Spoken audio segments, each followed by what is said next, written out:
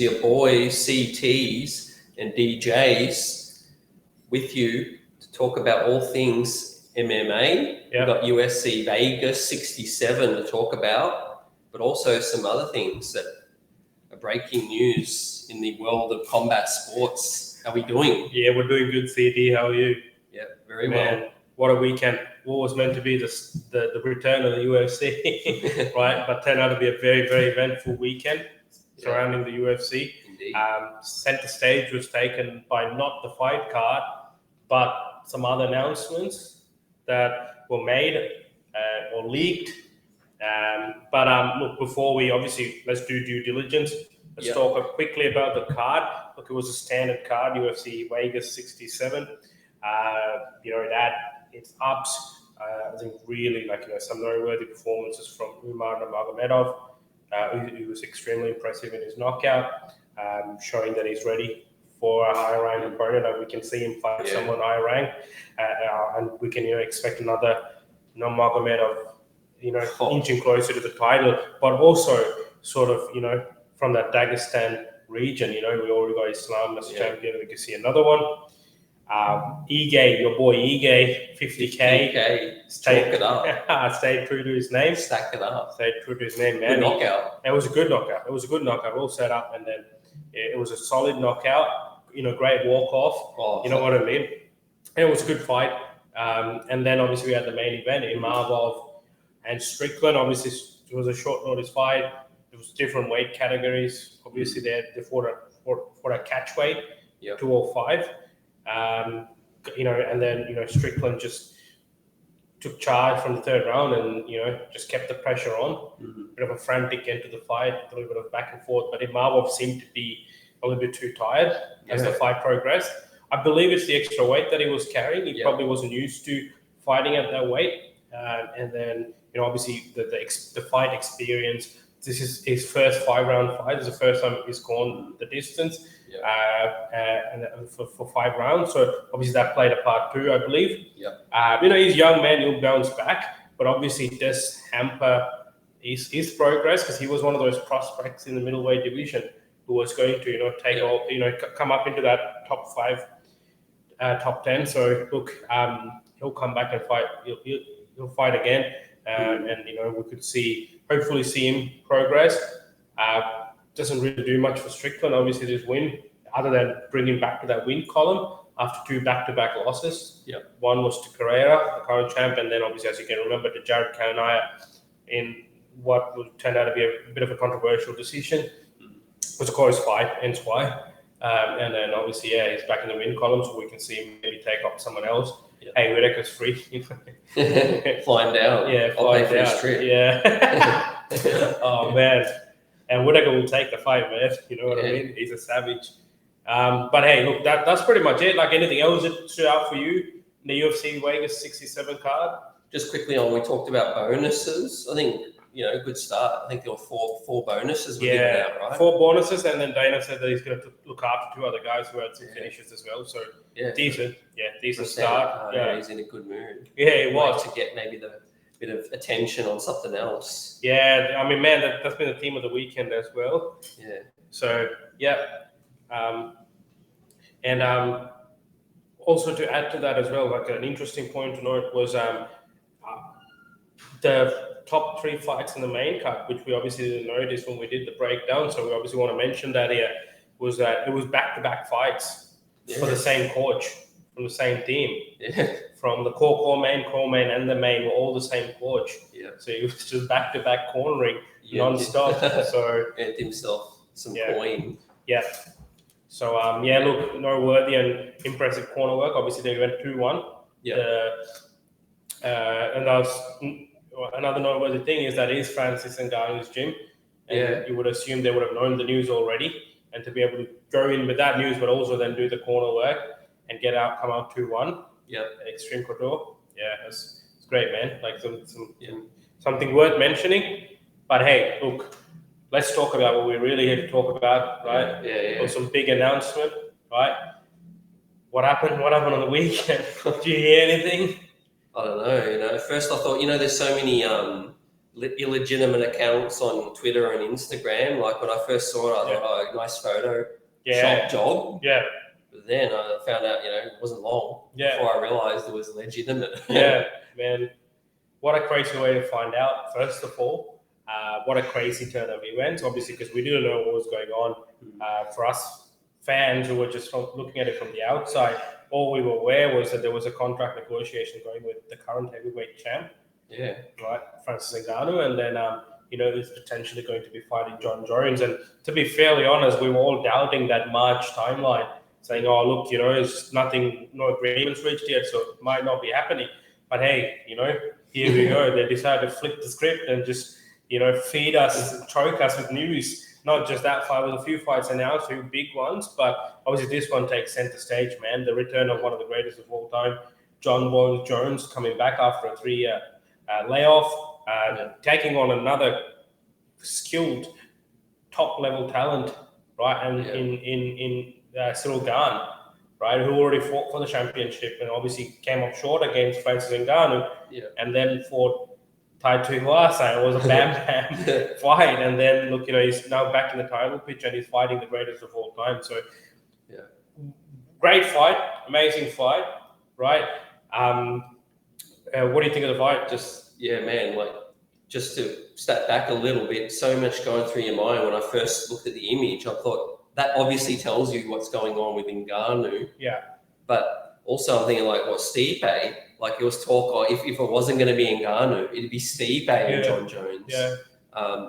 Which would have been funny. You mentioned 3-year layoff. It would have been both of them having to crack their joints for 3 hours just to get warmed up and dust the cobwebs off their gloves. Yeah, that's true, man. It was both of them. It's been, almost 2 years since Stipe fought as well. Yeah, he's had a long layoff since that loss to Francis Ngannou. Yeah, it's also a shame we won't say that the trilogy between Stipe and Francis. Remember, they won one. We might not. So far, we might not. Yeah, we'll talk about it a little bit more as well. What we think. Right. We'll talk about Ngannou. But yeah. Hey, look, I'll tell you what. For me, it was it was a delayed reaction. It was like a Christopher Nolan movie. The twists kept unraveling. First, I looked at the image, just like you. I'm like, it's clearly Photoshop. It looks really bad. The picture quality was bad. It seemed like it's fully Photoshopped of the team. The person didn't even take a proper full image. It was like half of the photo. Exactly. And then I kept scrolling. It seemed to be the team in my social media pages, and I'm like, okay, what's going on? And then I looked at it, it's Jones and Gane. And I thought straight away, oh wow, they're actually fighting. Is it heavyweight? Yeah, it was heavyweight. And I'm like, oh, they're probably fighting for an interim title. Because obviously Francis Ngannou is still in negotiation, his knee's busted, so it's probably interim title. Okay, fine, that makes sense. The returning God taking on the number one contender for an interim title, and the winner gets Ngannou. And then I looked at the picture a bit more closer and more clearer. We're like, hang on, it says for the heavyweight championship.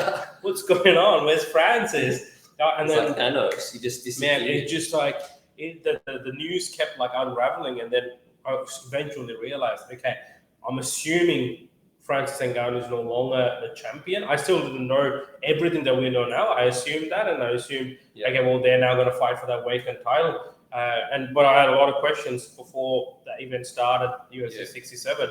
It's like, what's going on with Francis? What's the update? And all that. And then what's the update with Jones' contract? Because let's not forget, he himself had his own fair share of contract dispute in terms of, you know what I mean?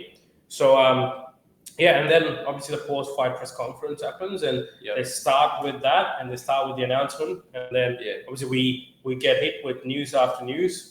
Francis Ngannou he has left the UFC, or they've decided not to re-sign him, and he wanted that as well. Francis Ngannou, he's decided to walk away.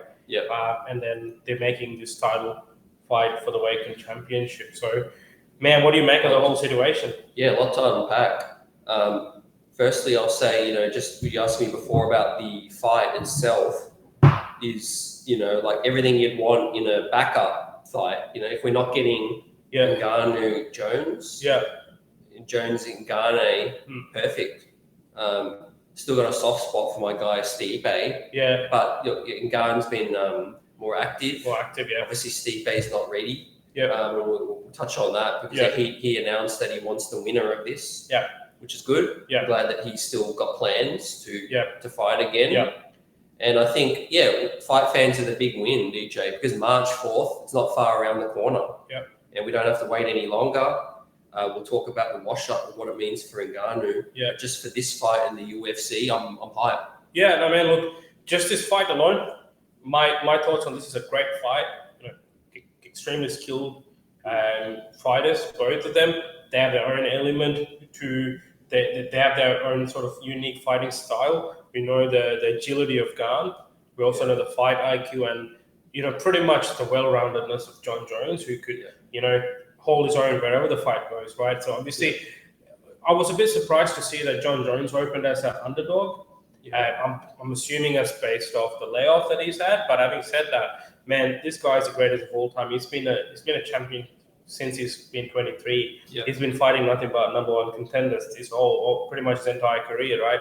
So for me, I feel like his experience will play a huge factor. I still think he is the more favored opponent going into this.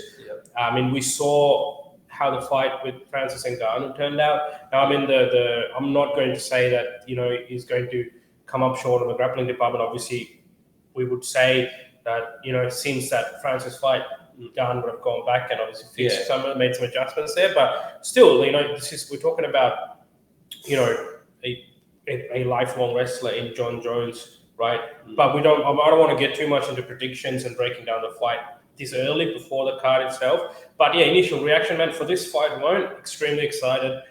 Great. Am I disappointed that we're not getting Francis Ngannou versus Jon Jones? Absolutely. This is the second best fight you could have made in the heavyweight division. The first best fight and the most entertaining fight, the most anticipated fight would have been Jones and Ngannou, because obviously we know everything about Francis Ngannou. It's the scariest man, baddest man on planet Earth. His punching power, his persona, his record and who he's beaten. If you really look at it, other than some of the new up-and-comers, he's beaten every single one in the heavyweight division, right? Be it wets or be it up-and-comers, he's knocked them down, right? You remember the Rosen strikes. He came back and he beat Stipe, the only guy to beat him, right? Obviously, he couldn't rematch Derek Lewis, but that was a very weird fight to begin with, right? And then he fought Gane. He beat Gane with an injured knee. He wasn't 100% in that fight as well. So this speaks volumes. So obviously, that would have been the more exciting fight. But look, I'm also quite disappointed that the UFC is losing Francis Ngannou. I feel like it's such a big name. They could have sort of worked with him. I'm not to say they would have tried. The fact that it went this long, but man, the narrative about he didn't want to fight Jon Jones is absolutely not valid. We've seen him fight. As I said just before, his resume speaks for itself. There's not one person he's refused to fight, right? And then we remember that both Jones and Ngannou were calling each other out, and they were ready to fight. I think that the only issue from day one between both parties, previously the challenge to make this fight was Jon Jones wanting more money, whereas currently the challenge was Francis needing some sort of flexibility in his contract. So it's either way, the center of the issue for this fight not happening was contract disputes, right? So look. Yeah, I see both sides, DJ, because I can understand. I'll start with the UFC side. Talk is they've been trying to negotiate with him for so long. So many dinners. It's 200 dinners, Dana White said. And also, even if that wasn't the case, neither do I. Let's say they thought, okay, there's still a chance to meet in the middle. I think they didn't want to hold up the division either. It's one of the big selling points, right? One of your selling points as the UFC is you put fights on regularly. You pick excitement. Having a guy at the top of the mountain holding things up. It's just not what UFC's been about recently. Even with Conor sort of taking, being in trouble with the law and taking time off. They always said, the organization now is bigger than one guy. And I think they're taking on that mantra. But for me, what baffles me is the difference in standards. Like if you apply the same thing to the same fighter at the same time last year or a year and a half ago, right, when Francis was out for some time. I can't exactly recall why he was out, but obviously they met Gane and Lewis for an interim title, right? So why not if the time is what they needed? Maybe the UFC's realize, okay, well, we're never going to be able to give what he wants, so it just doesn't make sense. We'll just end it here. Maybe there could be that. But man, I wish Francis nothing but all the best, man. Like, quite an inspiring story, an inspiring individual, scary dude, right? Accomplished a lot within that time he was in the UFC. He's made a name for himself, man. You say anyone, Francis Ngannou, they know who he is, right? Hopefully it's nothing but positive success for him coming up. And hopefully in the future we do one day. I mean, I've been told Jon Jones signed an 8-fight agreement. Obviously Dana White said that. So, that sort of gives that hope, maybe, sometime in the future when, Francis has gone on and done what he wants to do. Obviously his big passion is wanting to box. He's always been vocal about it. Right? Boxing was always his number one passion. He stumbled on MMA while chasing, boxing. So you would always want to go try that out. If not, it'll be that unfulfilled dream. So I do strongly feel he will attempt to go into boxing coming up, right? It will be exciting. And then obviously once sort of he's done his stint there, we might, expect him to be back. Obviously age does play a big factor, hopefully sooner rather than later. But, this highlights something big, man. Like, obviously we see a lot more and more fighters talking about contract disputes, pay issues, you know what I mean? Flexibility, lack of flexibility. With the Francis situation, we've seen a lot of fighters come out and speak out about it, which is great to see. Not so much as UFC fighters, but people who have left the UFC. But still, I mean, we've seen this happen with Nate Diaz as well recently.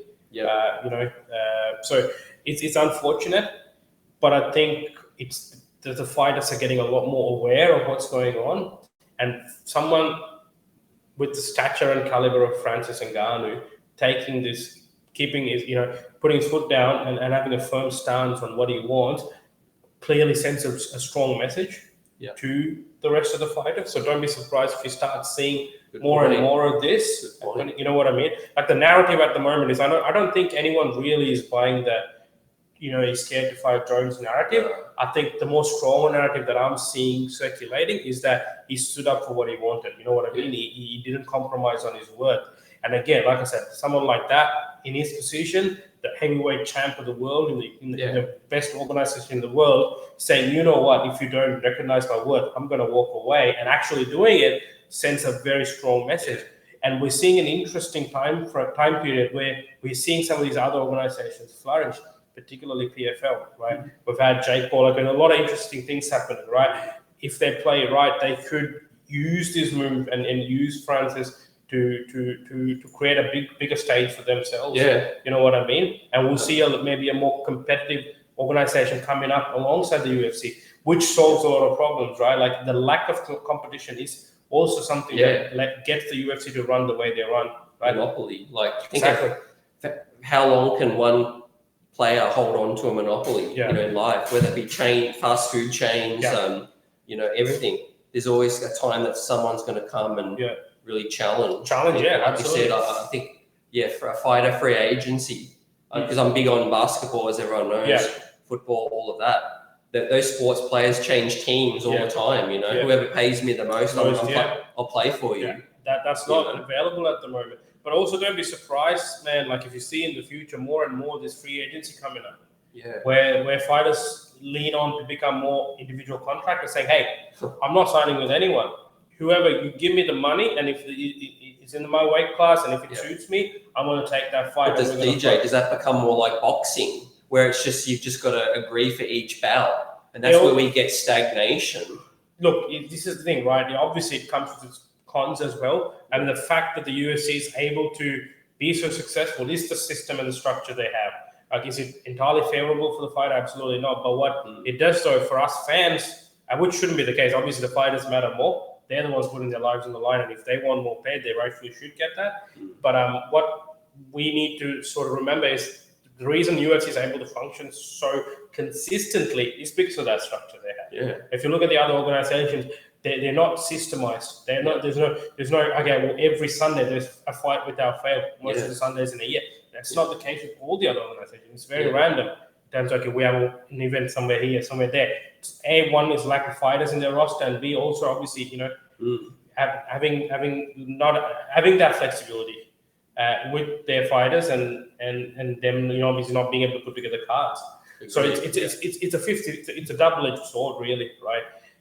But ultimately, obviously, I would say the person who risks their life, you know, puts their life on the line inside an octagon, probably should get the better end of the deal. Yeah, to be honest, with the whole thing where I sit, DJ, is I'm not surprised because I think Ngannou just made a business decision. Yeah. Like the world's opened up for him. Like you said, he created his name, the UFC. Everyone knows his name now. Yeah. And it's like I look at it as like he's just testing free agent waters, what's out there. You know, he's 36. Yeah. We look at super, you know, we could dream about super boxing bouts and the money that could be made there. Yeah.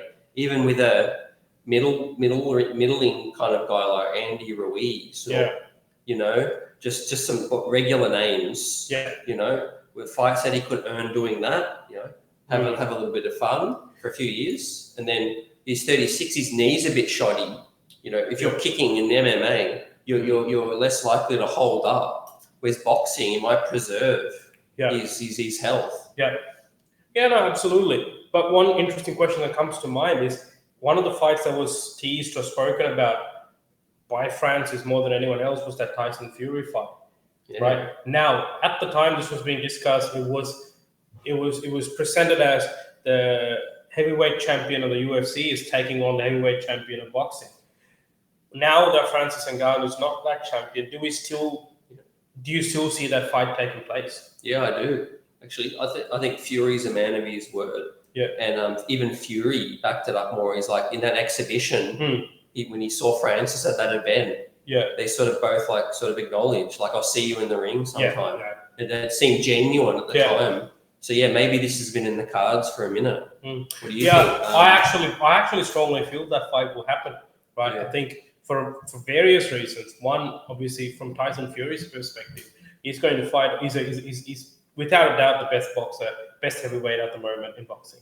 He's looking at fighting a guy who does not have any in-ring pro boxing experience, right? For him, it's an easy payday, right? Why not go do that fight, make the bag, you know? You can still sell that fight. You can still sell that as an MMA champ again, right? While he's no longer with the UFC, you cannot take away from the fact that Francis Ngannou, as of now, is still the UFC champion. No one's beaten him. He's walked away saying, I don't want this, right? So that's something worth considering. So I do think that fight happens. I think you still can sell that fight.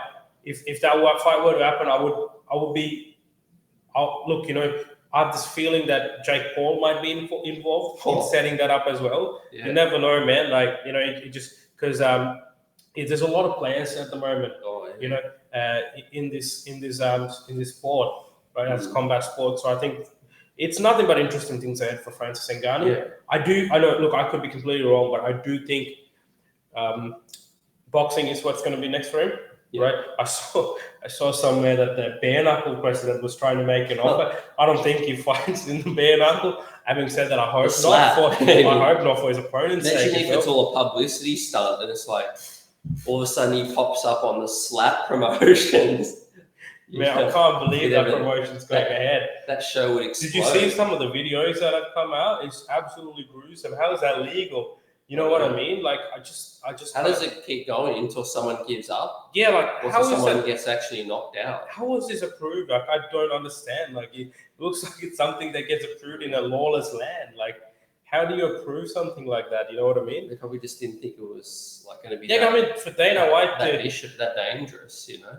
But dudes won't give up. They just keep going. Yeah, like I saw this guy with like a massive swollen face. It looked dangerous. Yeah. From a health perspective, that's where, like, fighting, there needs to be a doctor that can do a doctor stoppage. Yeah, but because it's still sanctioned. Yeah, but like at least you're fighting, like you're training yourself to evade strikes, right? Yeah. It's not you're going guaranteed knowing you're definitely going to get punched in the face. Basically taking the blow. Yeah. This one here, you're like, but I'm taking it flush, knowing I'm going to take it. It's a big difference. I just don't think it should have been sanctioned. For me personally, it's not pleasant to watch. I don't want to. I don't know what Dana was saying. It'll be exciting. The crowd will love it. I know there will be a group of people who would love it, but for me, man, like it's not. Maybe John Morgan needs to participate in. Have you seen the chin on him? Oh my god, man. We're trying to get him some hot water, yeah. Yeah, but look, I don't think he'll be in the slap one as well. I just don't think he'll be the bare knuckle. I don't. Hopefully for his opponent's sake, hopefully he doesn't go to bare knuckle. But hey, look, let's wait and see. Well, I strongly feel it's boxing. What do you think? Yeah, boxing definitely. Yeah, that's the money. Yeah. Well, like I mentioned, the main thing is preserving his health. Yeah. Career longevity. Yeah. Because I think not enough people are mentioning the age. Yeah. Like 36, like you've only got maybe less than 10 fights, maybe pro fights for the rest of your career. Yeah. At most, if everything goes right, as a 36-year-old. And also, let's not forget, it's his lifelong dream. I think this is his opportunity to fulfill it, right? Yeah. He now has a name to be able to do whatever he wants. Not many people have the luxury. Yeah. Right? So, yeah, man. Like, I wish him nothing but the best. Obviously, also excited for Jon Jones' return. Yeah. If he wins this belt, without a doubt, man, he's the greatest of all time. At this point, he is the greatest of all time. Yeah. Without a doubt. Right, I think just having that second belt and being a champion in that second division makes him even better. Let's not forget, he's never lost. And the one loss in his record is a DQ. Yeah, who cares? And after taking all that time off and obviously changing weight divisions, and I'm excited for the 8-fight bout. Yes. 8-bout fight contract, because that means you're going to see, not just for a cup of coffee, he's going to be fighting hopefully more regularly. But I want to throw a bit of a curveball. A what-if scenario. Here we go. Let's say if Tai Tuivasa had beaten Cyril Gane, right? Would we be seeing Jon Jones versus Tai Tuivasa for the heavyweight title? Yeah, I don't think that would be happening, even if Tai won. Yeah, I don't think so. I don't think it's a bit of a harder fight to market or to sell. Obviously we know Bam Bam, we love him, man, massive fan. But he's got his own style. That's more. He did openly say it'll be an honor for him to try and challenge Jon Jones. Yeah. But I think if Gane lost, I think at this moment we would have seen a Jones versus Blades. Oh yeah. Let's not forget Blades has put together. There's probably the most unluckiest person throughout this whole thing has been Blades. Yeah, Blades. You know what I mean? Spinner. Yeah, because first they were waiting for Stipe and DC to finish that. Century-long trilogy. And then obviously whatever happened with Francis happened. There was another way. And during this time, the only person he's lost to was Francis twice. Other than that, he's won every other fight. So, and then obviously that unfortunate incident happened with Tom Aspinall, but Blades is looking good there too. So I think Blades will end up fighting Pavlovich, who's risen up the ranks. But then it would have been Blades Jones, pretty sure. If Stipe wasn't ready, I think they would try to make an offer with Stipe, but Dana said Stipe's got something going on. So I asked that because he was seconds away from stopping Gane. Look, was Bam Bam, but it's that's like a question, man. It just seems like a path to one journey step too far. Yeah. But Jon Jones' first fight back, I agree with you. It was always trying to be a marquee. Yeah, they would have. Maybe they would have waited for Stipe to be okay. Yeah, could have been. It would have just been seen. Yeah, if Blades, I think the next obvious choice is Blades, without a doubt. Yeah. Right, even before Stipe, because Blades has actually been active. Yeah, you know what I mean. He's won 2 fights since Stipe's last fight. So it's perfect because Aspinall should be due around July. Yeah, man, to be able to fight again. So maybe it gets active. Very interesting, right? I reckon Blades and Pavlovich will fight, and then the winner will fight. Well, the winner of this fight is going to fight Stipe. Yeah. Right. So there's a little bit more. If Blades wins, then again he's looking at a bit more of a waiting game. Yeah, he's right, and he's going to wait for the winner, right? And then, or do they fulfill the fight that never happened? Blades Aspinall.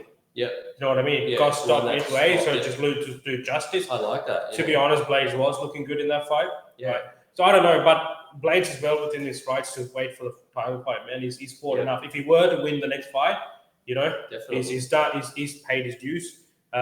But yeah, look, if Jon Jones wins, I think we'll see a very exciting era in heavyweight. Yeah. We've got some exciting up-and-comers. He's already fighting one in Gane. We've got Tom Aspinall. We've got Pavlovich. Right, so there's a few there. Yep, don't forget my guy, the boa constrictor. Oh, yeah. Has he not retired yet? I don't know. I think he's joined another. Well. But also we got Volkov. Yeah, Volkov's sort of hanging around a bit. Spivak's going to fight. Spivak's going to fight Derek Lewis. So, I mean, Derek Lewis is always 2 KOs away from coming back into the scene, right? Biggie Boy had a big win in the last one. Yeah, quick knockout as well. So, man, there's a lot. Let's not forget. Yeah, Tai Tuivasa is very much in the Yeah. frame. Yeah.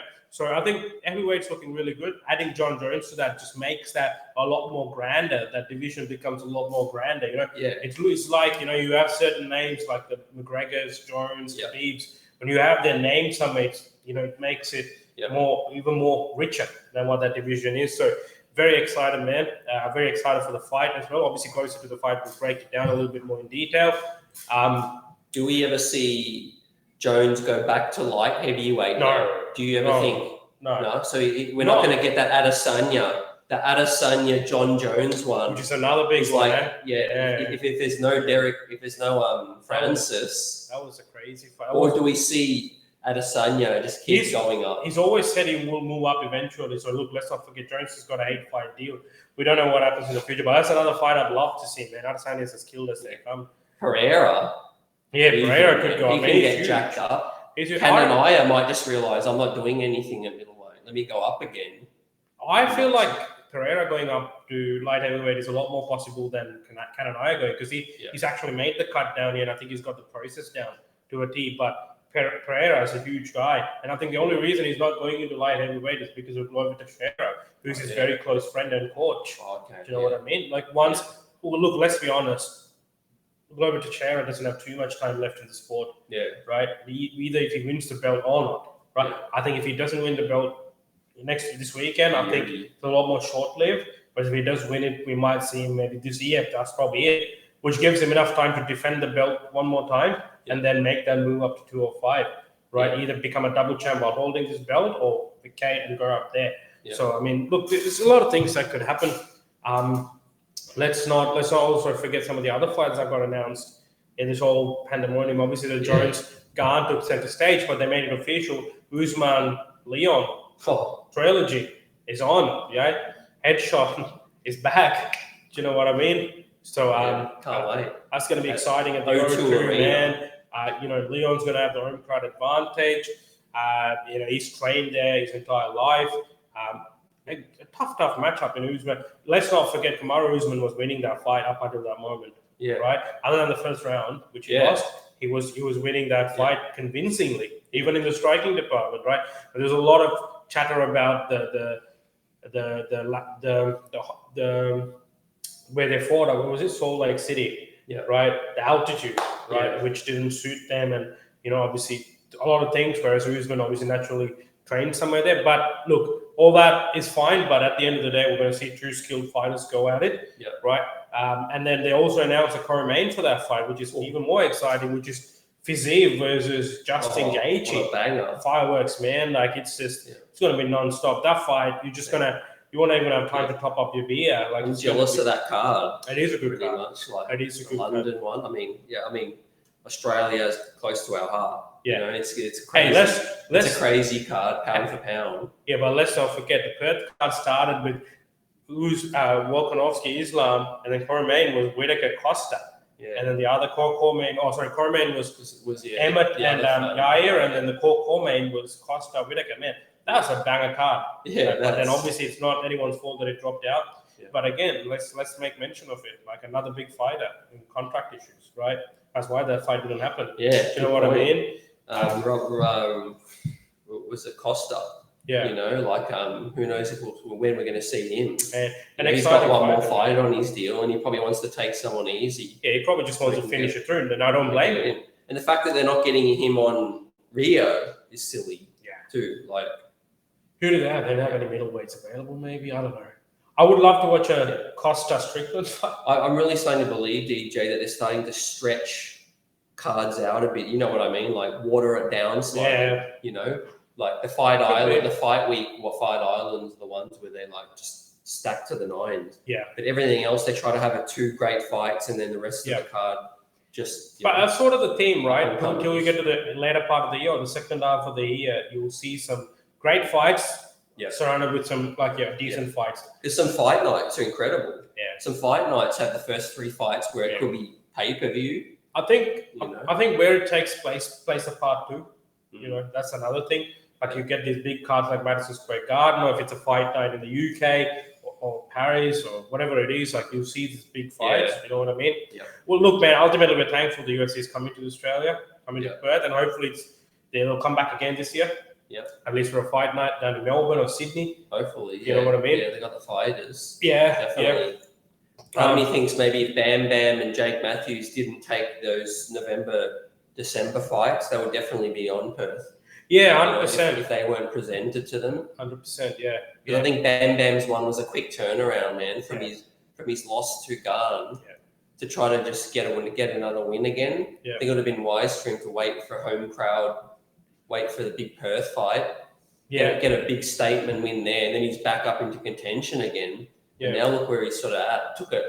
Took a short turnaround, lost. Yeah. And here we are. Obviously, he probably had his reasons to do that. We don't know. But hey, talking of local talent and talking of the heavyweight division, Justin Taffa's brother, Junior Taffa, signed up with the UFC, which is an exciting announcement. He's fighting in UFC Perth. Man, I don't know if you've caught his fights, man. That guy's a machine. He's an exciting addition to the division. Is he big? Yeah, like he's baby face. Yeah, he's a lot more on the leaner side, opposed to his brother. But again, like same sort of tenacity and mentality in terms of just don't back down. They don't back down. They like to bang. They just go in. Head first, right? It's just crazy, man. Fireworks guaranteed when this guy fights. So I'm predicting a win for him. I think he's going to debut and he's going to win. So he's fighting another debuter. Isn't he? Yeah, I believe so. From a contender series. I believe so. Yeah. I think this is all an attempt to, obviously, very thankful it worked out for him, but obviously this is an attempt to like sort of bulk up the card with some local talent. But trust me, man, quite exciting. You can put him in the same league as the Madalenas and the Jake Matthews and all that. Jimmy Cruz, great. So there you go. So, Junior Taffa. Yeah. So look, we got another big pay-per-view coming up this Sunday for us, Saturday for those in America. I'm not sure of the timing. Is it like an early card? I can't remember because it is happening in Rio, remember? But true. Obviously, we'll reconvene again on Thursday or Friday to break that down. Yeah. But look, man, it was fantastic. I mean, we had to talk about this. It was just mind-boggling how it all happened. I mean, the much anticipated return of one of the greatest of all time, if not the greatest of all time, in an insanely mouth-watering matchup. Right, a lot of controversy surrounding the champ Francis Ngannou. So a lot more, obviously not so much about the fight card we spoke today, but more so all these announcements. So, definitely, man, it's looking like good things are destined to happen or coming ahead. Looking forward to it. But yeah, man, it was nice breaking this down. Definitely, DJ and everyone for supporting. The 2023 started off with a bang. Yeah, it's fair to say. There's never a dull moment, and not only does the UFC like to steal the headlines with this John Jones stunt, that's a tap. Before we wrap up, actually, you reminded something. So, you know how you said they like to steal the headline, right? Yeah. Do you believe there's some controversy in the manner in which it was released? The news about Jones and Gane, or do you feel Absolutely, like that? Yeah, Dana looked like he was fuming, so it seemed. See, I mean, man, look. What do you think? Man, I feel like, look, I'm going to be honest here, right? T-Mobile Arena's a huge, organization. This is not their first stint. How many fights have they hosted, right? They've had like a crazy number of fights. How on earth, between two massive machines in the UFC and the T-Mobile Arena, they leak something like that so big? It's not like someone spoke about it. It's on display on screen for people to take photos, right? Yeah. I mean, I would assume, like, let's just talk local, right? Let's make it let's simplify it. Us individuals, we put up a story, right? We at least check it once an hour, right? Imagine that, you're in this big stadium, you're putting up an image, but you have no clue what it was for up until people can take photos. You know what I mean? For me, it always baffles me who sends these photos, who takes these photos, right? But then, we sort of spoke about this, right? Given everything that transpired on New Year's Eve with Dana White and surrounding him and his wife, it was big news, controversial news, a lot of heat on Dana White, a lot of tension on that. We were saying, look, don't be surprised if they drop some big announcements, right, to divert this, right? And what better way to do that than in a controversial manner, right? There's one thing saying, hey, Jon Jones is back, right? It's another in making it look, oh, this was not meant to come out, but you guys leaked it. You know what I mean? Yeah. For me, definitely, yeah, it's not too far-fetched, man. Yeah. I also think, like in terms of the glitch, it also could have been someone, you know, and is it not unintentionally? It could have still been intentional, but from a staff member with some vested interest. You know, like Jon Jones might be just like, man, I've been waiting for so long for this pony. Just get me. You know, I want my shine. You know, I've agreed now. Get the image up there. You know, because he's a Vegas guy. Maybe someone pressed the button. Yeah, you know, I mean, had it ready for later in the night. And said, to hell with this. I'm detonating the button. Nah, man, I'm quite convinced it was all planned. It was all a well planned, well thought of. Because the thing is, you know, Dana came in, looked like he wasn't ready to talk about it, but you know, he had to talk about it, but he had all the information lined up, right? So and talked in length about Francis Ngannou, sort of what happened behind closed doors and assumptions being thrown out. I just feel like it was just a whole lot of things. I mean, what stopped them from? There was a lot of questions surrounding the Usman Leon fight. You know, what stopped them from announcing it before, or maybe waiting a bit? You know, so because tickets are not going on sale anytime soon. So you know, making that there as well, and then talking about the core main, like a lot of things for MMA fans to ponder on as well. So it kind of takes. I mean, right, and they work, right? Look what everyone's talking about. We're all talking about the Ngannou situation. We're all talking about the Jones coming back. We're talking about the leaked image. Right? I mean, it kind of set the purpose too. So it's smart, man. Leading into all these pay-per-views. Now they got something to really heavily publicize and advertise during Rio, during Perth, and O2 London. They've got this matchup to now like promote and build pay-per-view awareness for that. And we're all waiting for the next atomic bomb, and I think we're going to get some kind of news for Conor McGregor. Within the next, let's say, the next few months, because he's already, you know, that period where of whatever testing or to be in the testing to submit to samples, I believe. He's more active posting. Word on the street was that he wants to, and the UFC wants him to come back for International Fight Week. That's in July. For is that Vegas? Or is always Vegas. International Fight Week is always Vegas. So we don't know, but I mean, look. That's, I guess, the only other thing that could top all these announcements, right? Like, we've got Jones back now, you know, McGregor coming back. That could be, you know, another sort of feather on the cap, or like it could be the crown jewel. Like Chandler. It'll be the most profitable year for the UFC, man. I can guarantee you. Pay-per-view prices have gone up. Well, it's been a pleasure talking about the latest. And like DJ said, look out for our episode Thursday, Friday, previewing the big pay-per-view to start the year in Rio, and then all eyes will be on where we're at, Perth, Australia, standing up. And UFC like to steal the headlines, but that's a tap. Likes to steal some headlines as well. And then until we catch you in another episode, guys, that's a wrap. We'll catch you in the next episode of That's a Tap. Follow our Twitter and Instagram, and we'll have a conversation there. Sounds good.